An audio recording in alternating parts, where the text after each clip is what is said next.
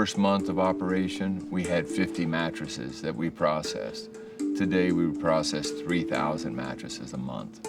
We do 56,000 pounds of steel each month, 48,000 pounds of mattress ticking and mattress foam, 30,000 pounds of wood, 26,000 pounds of cotton. We are recycling 93% of a mattress currently and 100% of a box spring.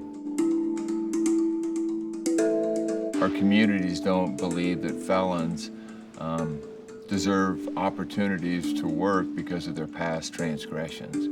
And I think just the opposite. I think because of their past struggles, that they are the most qualified to bring into an operation like this because of the fact that they work with great intention, they work with purpose, they work because they don't have an opportunity if this doesn't work out for them. So I think there's redeeming qualities for employer and employee. I get to watch the growth of these men as they transition into being a newly invented man. These men have grown up before my eyes sometimes.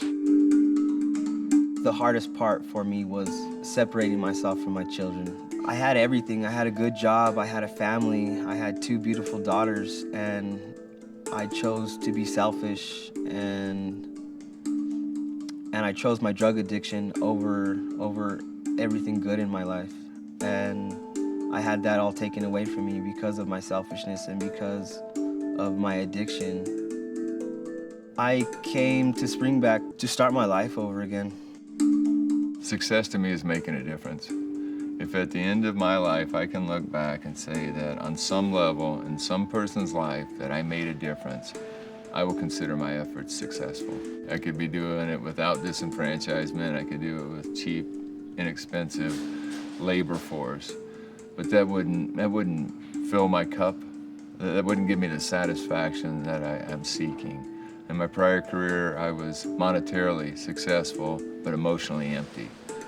Here, I'm rich in emotion, but financially not as rewarded.